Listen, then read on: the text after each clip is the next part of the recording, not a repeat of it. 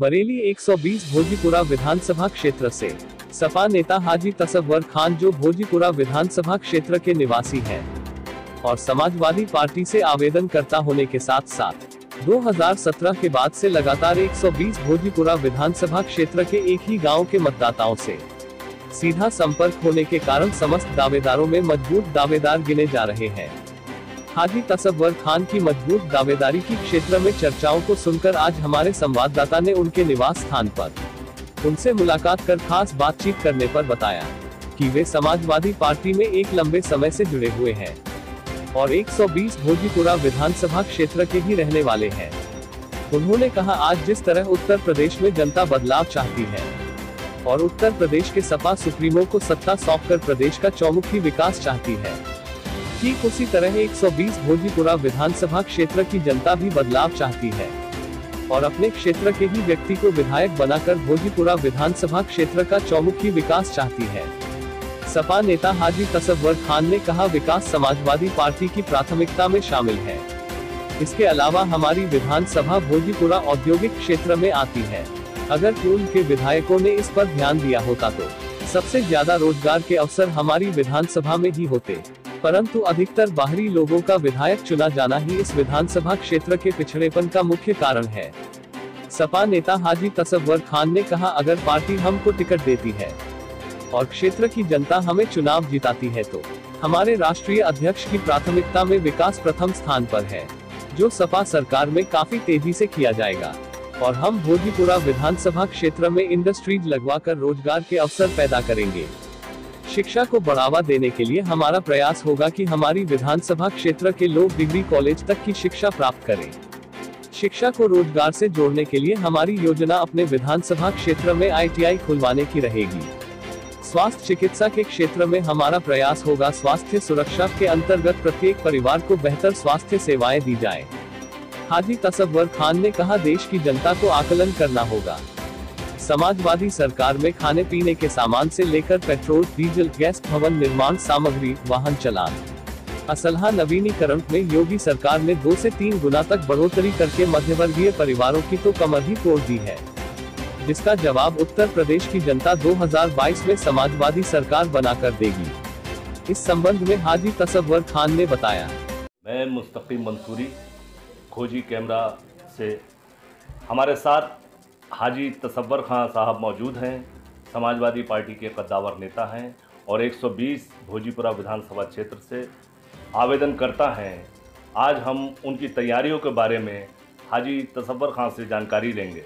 हाजी साहब, हम ये जानना चाहेंगे कि राजनीति में आप कब से सक्रिय हैं? शुक्रिया, मैं आपके चैनल के बीच में आया। राजनीति में तो मैं 2010 से पहले से सक्रिय हूँ और मैं जिस तरह सक्रिय रहा हूँ उससे पूरा ज़िला वाकिफ़ है। भोजीपुरा विधानसभा में मैंने जिस तरह से तैयारी की है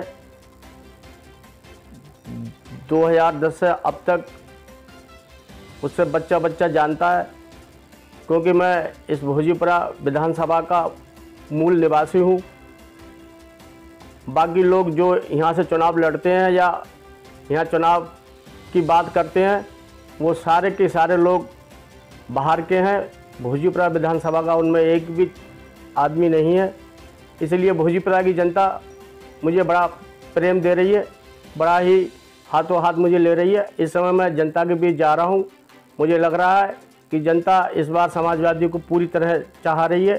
समाजवादी की बहुत बड़ी लहर चल रही है, क्योंकि समाजवादी ने 2017 से पहले जो अपनी सरकार में कार्य किए हैं वो जनता उनको अभी भी याद कर रही है।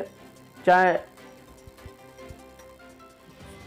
100 नंबर हो, 102 नंबर हो, 108 नंबर हो, ये सारी सुविधाएं समाजवादी पार्टी की सरकार में मिली है और बड़े बड़े पुल, बड़ी बड़ी रोडों का निर्माण भी समाजवादी। ये बताइए कि समाजवादी पार्टी की सरकार 2012 से 17 तक रही और 17 के बाद भारतीय जनता पार्टी की सरकार है। इस सरकारों के बीच में क्या फ़र्क रहा जिसे जनता झेल रही है? देखिए, फ़र्क तो ज़मीन आसमान का रहा। महंगाई आज जिस कदर बढ़ी हुई है, हमारी सरकार में पेट्रोल का रेट 50-60 रुपये लीटर था, डीजल के रेट कम थे, गैस के रेट कम थे, खाने की चीज़ें अपना बिल्कुल कंट्रोल में थी। सरसों का तेल उस समय 100-125 रुपये था, आज 250 रुपये है।